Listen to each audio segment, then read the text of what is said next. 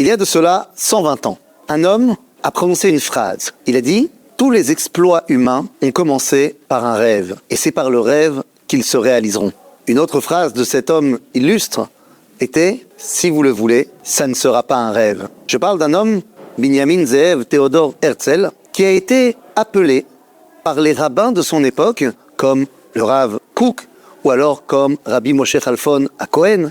Il a été désigné comme étant le Mashiach ben Yosef, c'est-à-dire le Messie descendant de Joseph. Dans la tradition juive, il existe deux dimensions messianiques.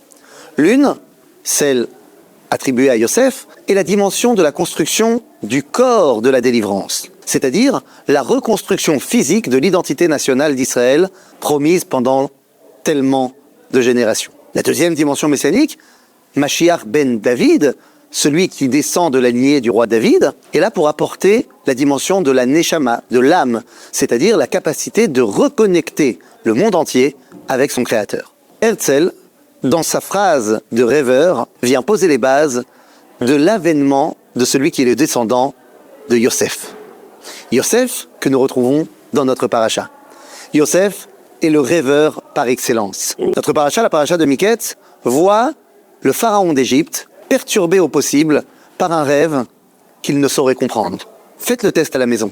Un enfant saurait comprendre le rêve de Pharaon. Ce dernier rêve d'une vache, enfin pas une, 7 vaches. 7 vaches extrêmement belles, bien en chair, et ensuite il voit 7 vaches extrêmement maigres. Les vaches maigres mangent les vaches grasses, et c'est comme si elles n'avaient jamais existé. De quoi parle-t-on dans ce rêve? Alors, peut-être que vous avez besoin d'une information hiéroglyphique. Dans la langue des pharaons, les hiéroglyphes, eh bien, la vache, le pictogramme représentant la vache, représente une vache, représente également la déesse Hathor, et représente également l'année. 7 vaches, 7 ans. Des vaches grasses, c'est-à-dire là où il y a beaucoup à manger, et ensuite des vaches maigres, là où il n'y a pas beaucoup à manger. Faites le test. N'importe quel enfant vous dira que le rêve veut dire qu'il va y avoir 7 années d'abondance, et ensuite 7 années de famine. Et pour couronner le tout, Pharaon fait un deuxième rêve. 7 épis de blé magnifiques, et ensuite 7 épis complètement calcinés. Là encore, la réalité de la nourriture est évidente. 7 ans où il y aura énormément à manger, 7 ans d'une famine terrible. Voilà, je viens d'expliquer les rêves de Pharaon. Et pourtant, tous les mages, tous les diseurs de bonne aventure, tous les sages de l'Égypte n'ont pas réussi à expliquer ce rêve à Pharaon, et lui-même n'arrive pas à le comprendre. Pourquoi? Eh bien parce que, pour l'Égypte, l'univers tourne autour de la nature. Tous les dieux égyptiens sont sortis du Nil. Et le cycle naturel fait qu'en Égypte, il n'y a pas de famine. D'ailleurs, dans le livre de la Torah, de la Genèse, de Bereshit, à chaque fois qu'il y a une famine, les gens vont en Égypte. Parce que là-bas, il n'y a pas de famine. Le cycle de la crue du Nil fait que il y a toujours à manger en Égypte. Lorsque Pharaon fait son rêve, pour comprendre et intégrer le fait qu'il puisse y avoir une famine, il faut que le monde naturel cesse de fonctionner. C'est impossible. On ne peut pas remettre en cause des fondements même de la terre qui tourne. Pour ça, il faut un hébreu, un certain Yosef, qui a commencé sa carrière en tant que rêveur, en tant que celui par qui la prophétie passe, c'est-à-dire le dévoilement divin passe par le rêve.